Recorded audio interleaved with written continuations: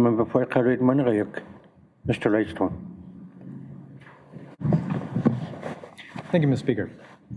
My questions today are for the Minister responsible for the Nunavut Housing Corporation. Mr. Speaker, in January of this year, the Nunavut Housing Corporation announced the signing of a new 2024 allocation and purchase agreements with the NCC Development to begin construction of 166 new units in 17 communities.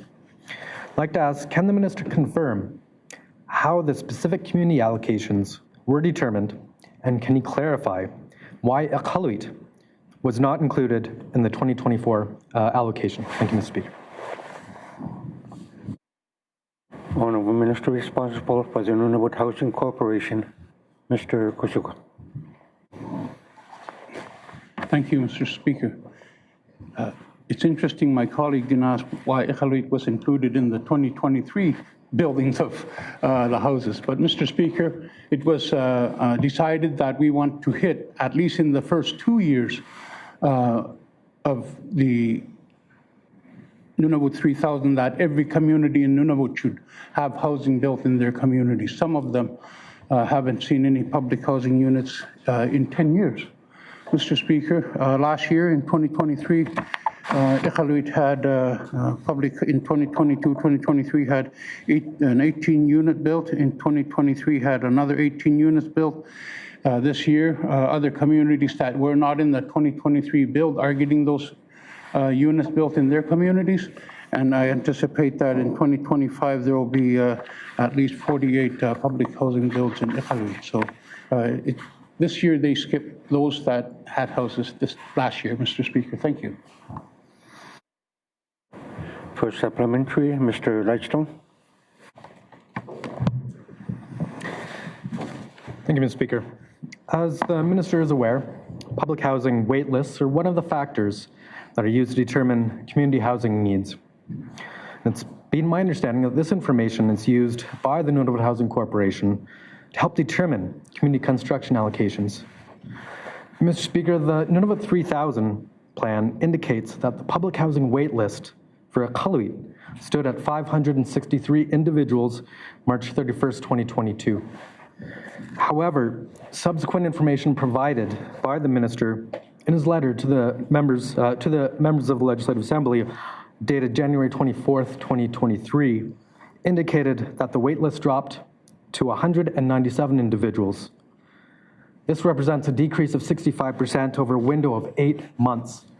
Mr. Speaker, I've seen no evidence to support the idea that housing need in our community has dropped this dramatically and so suddenly. If anything, the actual number of people in need in Iqaluit has increased.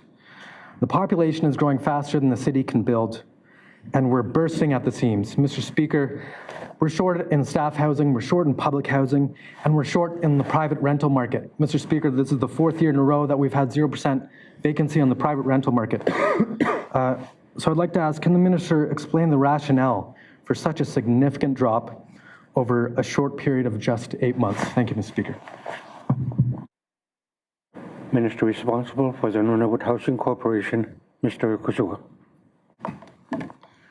Thank you, Mr. Speaker. Mr. Speaker, I agree totally with my colleague. And in fact, every member in this House would stand up and say the same thing about the housing shortage in their communities, Mr. Speaker. As for why there's such a change from the earlier stats to new, Mr. Speaker, I cannot speak to that. I could only assume that the public housing wait list, we're probably working off older documents. There's been an adjustment from the that sheet to the latest one as of October 2023. I'll try to find out exactly why there's such a discrepancy, and it's like that throughout. Something like that throughout the other areas, Mr. Speaker. But moving forward, we will continue to build as many houses as we can. Mr. Speaker, since 2012, some communities have had a lot of houses built, and some not so much. But Iqaluit has received 97 new units since 2012, and some communities have received none, and 15. I understand this is a very large community with a very large homeless base, but when you base it on per capita, we have Nunavummiut in every community looking for a home. Some of them have been waiting forever, and the Housing Corporation is trying to find better ways through this Nunavut 3000 to make sure that we decrease the homelessness across Nunavut at an even keel. This is something we will continue to do and try to do better at going forward, Mr. Speaker. Thank you. Second and final supplementary, Mr. Lightstone. Thank you, Mr. Speaker, and I appreciate the minister's commitment to look into the matter and commit to work on this and seek improvements. Mr. Speaker, I've been watching the housing wait lists in Iqaluit grow steadily since the beginning of the 5th Assembly. If I recall correctly, in 2017, the public housing wait list at the time was 400, and it did not fluctuate much, but it steadily grew to 600, nearly 600 towards the end of the 5th Assembly. So I'm quite shocked to see such a significant drop. Mr. Speaker, I'm very concerned that hundreds of Iqaluit residents have been removed from the wait list simply because they did not have the time or the means to ensure that they remained on the wait list. Mr. Speaker, prior to the pandemic, I would see annually posts on social media encouraging residents to come to a central location in town to update their application on the wait list. So I'd like to ask, will the minister commit to having the Nunavut Housing Corporation work with the Iqaluit Housing Authority to undertake a comprehensive update of the wait list, and will ensure that the Nunavut 3000 plan, which is publicly available, is updated with these new wait list numbers? Thank you, Mr. Speaker.